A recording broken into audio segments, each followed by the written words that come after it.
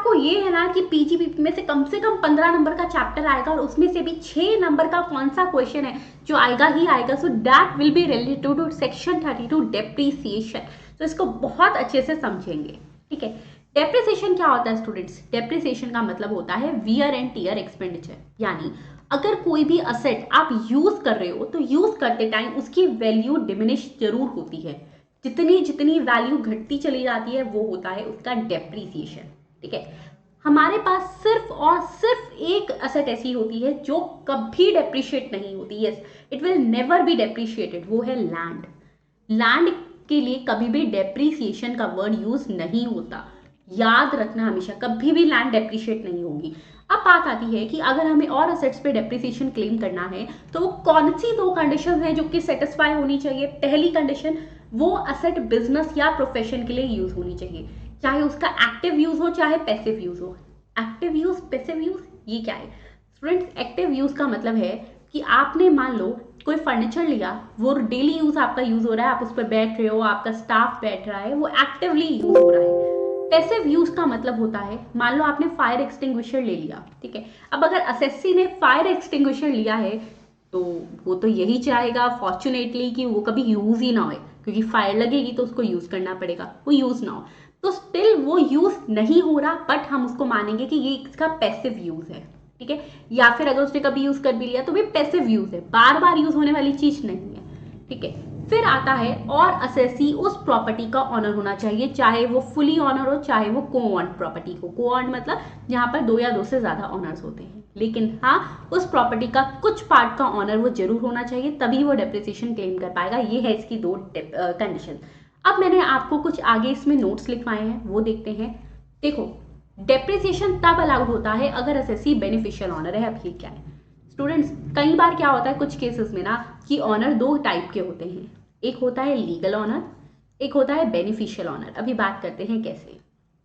अब मान लो कि मिस्टर ए जो है वो लीगल ऑनर है एक हाउस प्रॉपर्टी का, एक बिल्डिंग का, in fact not the house property, एक बिल्डिंग का। उसने कह दिया कि लेकिन इस बिल्डिंग से जब भी कोई इनकम आया करेगी वो मुझे नहीं, वो मिसेस ए को मिलेगी। तो यानी लीगल ऑनर जो है वो कौन है स्टूडेंट्स? लीगल ऑनर जो है वो मिस्टर ए है, लेकिन उसका बेनिफिशियल ऑनर, उसका बेनिफिट किसको होगा असेट का? वो होगा मिसेस ए को। तो यहां इन्होंने कहा डेप्रिसिएशन कौन क्लेम कर पाएगा? Under the head PGBP. तो पीजीबीपी के अंडर डेप्रिसिएशन जो है वो बेनिफिशियल ऑनर क्लेम करता है, लीगल ऑनर नहीं, ठीक है। अब बात आई लीज। लीज क्या होता है? लीज मतलब लॉन्ग टर्म रेंट पे दे दिया। आपको पता है इंडिया में जितने भी बैंक्स हैं, मोस्ट ऑफ द बैंक्स जो इनका बैंक होता है, most of the banking system is working on the lease system, यानी उनका जो बैंक है वो लीज पर लिया होता है, वो कभी भी प्रॉपर्टी ओन नहीं करते। मोस्टली इंडिया में ये बैंक ऐसा ही कर रहे हैं। अब लीज के केस में ऑनर कौन होता है? Long term rent, ma'am lessor. Lessor यानी जिसने लीज पर दिया है वही ऑनर होगा। हाँ, तो डेप्रिसिएशन कौन क्लेम करेगा? लेसर करेगा, लेसी नहीं। लेसी यानी वो पर्सन जिसने प्रॉपर्टी को लीज पर लिया है, वो क्यों करेगा? लेसर की प्रॉपर्टी है वो करेगा। अब हम फाइनेंशियल मैनेजमेंट में पढ़ते हैं। अब स्टूडेंट्स हमारे पास ना फाइनेंशियल मैनेजमेंट में 2 तरीके की लीज आती है, फाइनेंशियल लीज और ऑपरेटिंग लीज। क्या वो इनकम टैक्स में वर्क करेगा? नहीं। किसी तरीके की लीज है, लेसर डेप्रिसिएशन क्लेम कर सकता है। थर्ड पॉइंट आता है हायर परचेज। अब ये हायर परचेज क्या होता है स्टूडेंट्स? हायर परचेज के केस में जैसा हमने अकाउंट्स में पढ़ा, क्या रहता है कि पर्सन जो है ना वो हायर इंस्टॉलमेंट्स देता रहता है। मान लो उसने कोई ट्रक परचेज करा, ट्रक है 10 लाख रुपए का, उसने हायर परचेज सिस्टम पर ले लिया, तो 2 लाख रुपए वो डाउन पेमेंट दे देगा, बाकी को वो 5 सालों तक देता रहेगा। उसके बाद ऑनरशिप उसके नाम पर कब ट्रांसफर होती है? जब वो लास्ट इंस्टॉलमेंट पे कर देता है। लेकिन इनकम टैक्स एक्ट 1961 हमें कहता है कि देखो, in case of hire purchase, वो जो पर्सन है, असेसी है, जो कि हायर परचेजर है, ठीक है, वो बिगिनिंग से डेप्रिसिएशन क्लेम कर सकता है। यहां पर ये अज्यूम किया जाता है कि वो बिल्डिंग, उस पर्टिकुलर असेट का ऑनर बिगिनिंग से है। मैम ऐसा क्यों? क्योंकि पता है वो लेगा, just it's a kind of the EMIs. Okay, तो हायर परचेज के केस में जिस पर्सन ने परचेज किया है वो बिगिनिंग से डेप्रिसिएशन क्लेम कर पाएगा। नेक्स्ट आता है कि अगर मान लो कोई असेट है और वो पार्शियली ऑन्ड है। पार्शियली ऑन्ड यानी मान लो 10 लाख की असेट है, असेसी चिंतामणि उसका 40% का ऑनर है, तो कितना डेप्रिसिएशन क्लेम करेगा? कॉमन सेंस है यार, 40% करेगा, उससे ज्यादा कैसे कर सकता है? अगर कोई स्टैंड बाय मशीनरी है, ये इमरजेंसी स्पेयर्स है। स्टैंड बाय मशीनरी क्या होती है?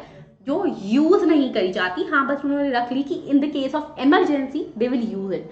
It's a kind of the fire extinguisher also, ठीक है।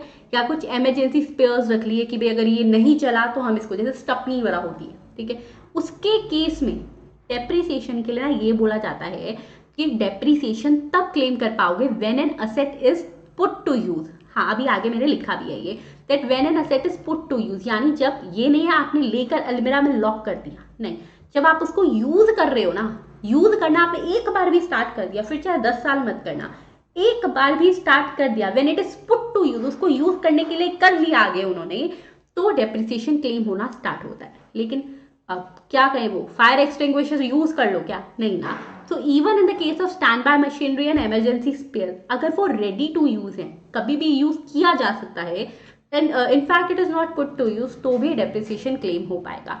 ये थी इसकी कुछ पॉइंट्स। फिर बात आती है, हमारे पास जितनी भी असेट्स डेप्रिशिएबल असेट है, डेप्रिशिएबल असेट यानी the assets which are able to for depreciation case, ठीक है, जिन पर डेप्रिसिएशन लग सकता है। तो डेप्रिशिएबल असेट्स को स्टूडेंट्स हमने ना 4 क्लासेस में, एक तरीके से 4 ग्रुप्स में डिवाइड कर दिया। पहले 3 ग्रुप हैं related to tangible assets. Tangible assets का मतलब होता है वो असेट्स जिसको हम देख सकते हैं, like building, furniture, plant and machinery, car and all. फिर आती है इंटेंजिबल असेट्स। इंटेंजिबल असेट्स का मतलब होता है वो असेट जिसको हम देख नहीं सकते, we can only feel it, like क्या हो सकता है, reel it, feel it, no, it's like कि मान लो कोई नो हाउ है, उसकी नॉलेज है किसी पर्सन की, पेटेंट है, अब उसको देखें क्या, बट हमें पता है हाँ इसके पास है, ठीक है, so that's an intangible asset, like the know how, patent, trademark, copyrights and all. अब हमने फर्स्ट 3 ग्रुप्स, इनकम टैक्स में ग्रुप को बोला जाएगा क्लास, उसको यस इट्स अ क्लास, ठीक है। तो क्लास, पहली 3 क्लासेस है टेंजिबल असेट्स के लिए और 4th क्लास है इंटेंजिबल असेट के लिए। अब ये ऐसा का ऐसा रहेगा, you are not required to change it. पहली क्लास बिल्डिंग हो गई, क्लास 2 हो गई फर्नीचर और क्लास 3 हो गई प्लांट एंड मशीनरी। जब प्रैक्टिकल क्वेश्चन करेंगे तो हम समझेंगे भी कि किस तरीके से ये यूज किया जाता है।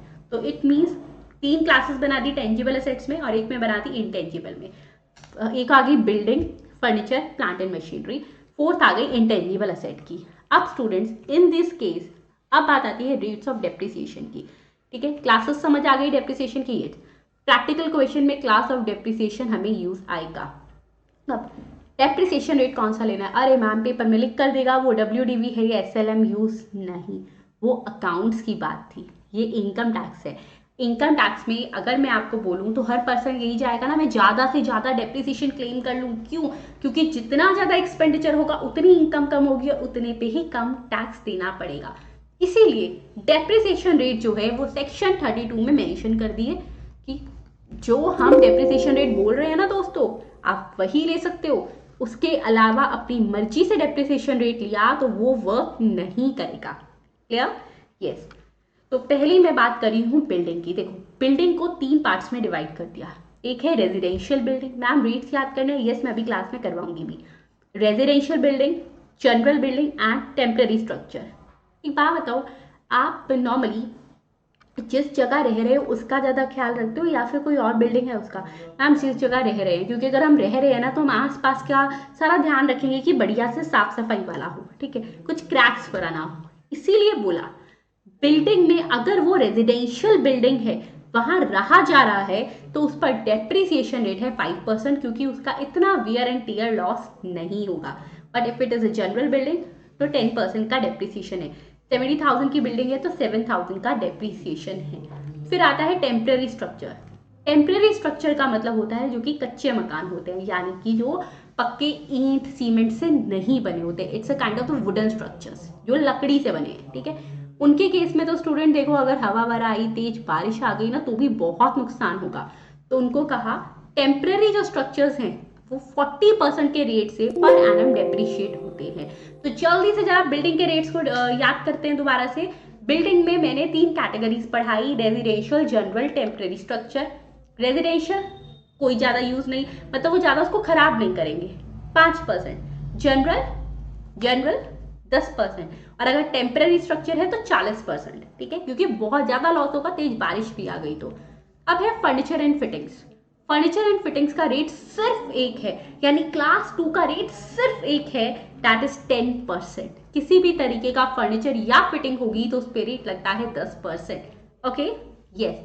उसके बाद बात आती है class 3, that is plant and machinery. इसकी कैटेगरीज को अच्छे से समझेंगे स्टूडेंट्स। यहाँ पे पहली प्लांट एंड मशीनरी, हाँ, जो गाड़ियां मोटर व्हीकल सब आ रही हैं, सब में मशीनरी फिट है, यस, तो सब प्लांट एंड मशीनरी की कैटेगरी में आती है, उनके लिए कोई अलग कैटेगरी नहीं होगी।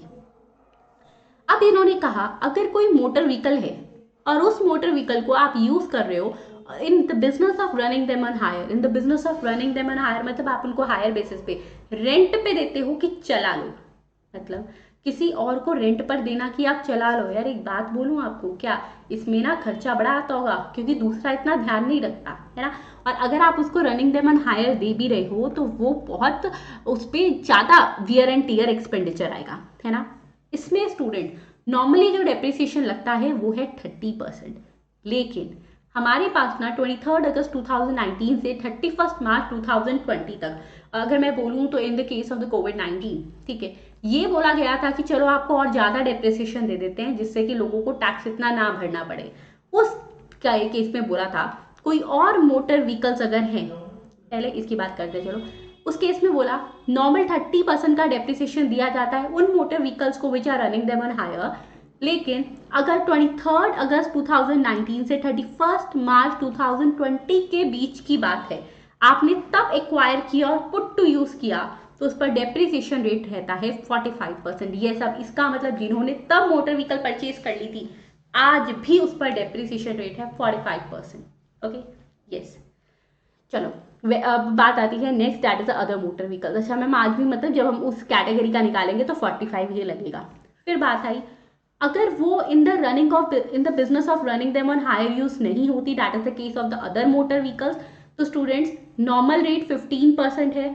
अगर acquire and put to use between 23 August 19 and 31 March 20 है, तो जैसे पहले केस में 30 में 15 ऐड करा 45 आया, इसमें 15 में 15 ऐड करा तो 30 आया। याद हो गया? यस। फिर बात आती है शिप्स की। स्टूडेंट शिप्स का रेट रहता है, जो शिप्स होती हैं उसका रेट रहता है 20%। अब आप सोचेंगे मैम इतने सारे रेट याद कैसे होंगे, तो देखो कैसे याद होंगे। पहला तो जब हम बहुत सारे प्रैक्टिकल क्वेश्चंस करेंगे तो आपको याद हो जाएगा, और मैं साथ साथ यहाँ याद भी करवाऊंगी क्लास में। पहले मैं बिल्डिंग से रिवाइज करवाना शुरू करती हूँ। बिल्डिंग में 3 रेट्स हैं, रेजिडेंशियल 5, जनरल 10 और temporary structure 40। Furniture and fitting का सिर्फ एक रेट है 10%। Plant and machinery running them on hire तो 30%, अदर 15, यही है। हाँ, और अगर वो 23 अगस्त 19 से 31 मार्च 20 के बीच में एक्वायर और पुट टू यूज हुए, साथ में यूज करना स्टार्ट कर दिया था तब, तो रेट था 15% एक्स्ट्रा एडिशन। ठीक है। फिर बात आती है शिप्स की, तो 20%। ओके, अभी तक का याद हो गया? यस। उसके बाद स्टूडेंट इसके अलावा अभी जो मैं आपको कैटेगरीज करवाने वाली हूँ, नाम जरूर अलग है लेकिन रेट एक है, वो है 40%। ठीक है, कौन कौन सी है? तो अगर एयरक्राफ्ट है, कंप्यूटर या लैपटॉप है, बुक्स हैं। अब बुक्स कैसी हो सकती हैं? कोई भी हो, चाहे वो लाइब्रेरी में रखी जाती हो, चाहे अदर बुक्स हो, और चाहे वो बुक्स ऐसी हो जैसे कि इनकम टैक्स की बुक होती है एनुअल पब्लिकेशन की, एक ही साल के लिए वैलिड रहती है। ठीक है, तो कैसी भी बुक्स हो सब पर 40% का रेट है। फिर आता है, यहां तक समझ आ गया? यस। अब स्टूडेंट्स अगर विंडमिल्स है या फिर इक्विपमेंट्स है, जो विंडमिल्स होती हैं, ठीक है, तो उनका भी रेट 40% है। मैम ये 15 क्या है? जो विंडमिल इंस्टॉल करी गई है बिफोर 1 अप्रैल 2014, उनका रेट 15% था। बाद में उन्होंने कहा बच्चों को दिक्कत होगी याद करने में, तो सबका रेट 40% कर दो। पेपर में नॉर्मली ऐसा केस नहीं आएगा जहां पर इंस्टॉलमेंट करी गई है, इंस्टॉल किया गया है 1 अप्रैल 14 से पहले, स्टिल करा, तो एक माइंड में रखना 15% है। वैसे आने के चांसेस हैं वो आपको नॉर्मल देगा, ऑन और आफ्टर वाला केस ही। ठीक है। फिर आते हैं पॉल्यूशन कंट्रोल इक्विपमेंट्स। मैंने क्या बोला था, ऊपर वाली कैटेगरीज को छोड़ के बाकी चाहिए अलग कैटेगरी बनाते, सबका रेट 40% है, तो पॉल्यूशन कंट्रोल इक्विपमेंट्स का रेट भी 40% है। हाँ, कोई और प्लांट एंड मशीनरी हुई तो इसके आगे लिखो मतलब जनरल रेट। कभी भी पेपर में अगर कुछ भी लिखा नहीं आ रहा और सिर्फ आ रहा है प्लांट एंड मशीनरी, तो रेट रहता है 15%। कितना? 15%। आपने ऑयल वेल्स का नाम सुना है? क्या होते हैं? तेल की खाने। ठीक है, तो स्टूडेंट्स ऑयल वेल्स का जो रेट है वो भी है 15%। ओके, याद हो गया क्लास में इटसेल्फ, आई होप सबको याद हो गया ये। फिर आती है last but not the least category, that is of the intangible assets, और उसका रेट है 25%। ओके, अब एक बार आपको रिवाइज करवा देती हूँ।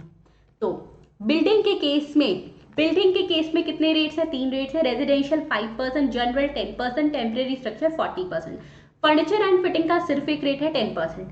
Plant and machinery, if the vehicle है और vehicle use in a business of running them on hire है तो 30%, नहीं तो 15।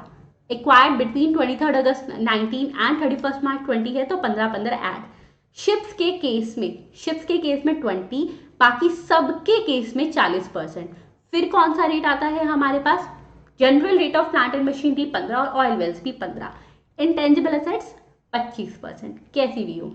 उसके बाद स्टूडेंट बात आती है, मैम अगर कोई पर्सन है जो कि डेप्रिसिएशन क्लेम नहीं करना चाहता, ऐसा नहीं कर सकता।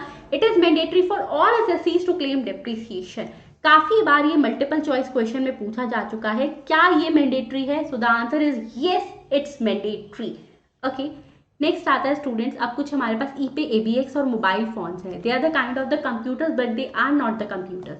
मोबाइल फोन को आजकल हम कंप्यूटर की तरह यूज कर रहे हैं, सारे काम करते हैं, बट कंप्यूटर है नहीं। तो मैम क्या इस पर 40% का डेप्रिसिएशन लगेगा? नहीं, ये अदर मशीनरीज में आएगी, यानी 15% का लगेगा। ठीक है, तो मोबाइल को आप बेशक या ईपीएबेक्स की मशीन को आप बेशक कंप्यूटर की तरह यूज करते हो, कंप्यूटर की तरह और कंप्यूटर होने में फर्क होता है, तो 40% नहीं लगेगा। नेक्स्ट आता है इंटेंजिबल एसेट्स क्या होती हैं? जैसे नोहा हो गया, know how mean knowledge, patent, copyright, trademark, licence, franchisees या फिर any, this is any, not aunt, any कर देना, किसी भी तरीके का बिजनेस या कमर्शियल राइट ले लिया आपने बिजनेस का कि हम आपका बिजनेस चला सकते हैं किसी और सिटी में या कहीं भी, तो yes it's an intangible asset.